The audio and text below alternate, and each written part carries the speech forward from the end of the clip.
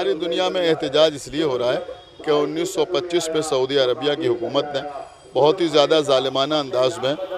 रसूल की बेटी हज़रत फ़ातिमा ज़हरा और उनके बेटों यानी हमारे दूसरे इमाम और हमारे चौथे इमाम और पाँचवें और छठे इमाम की कब्रों के ऊपर जो शानदार रोज़े बने थे उनको मुनहदिम कर दिया। इसके सिलसिले में एहतजाज किया जाता है और ये एहतजाज हमारा ये बताता है कि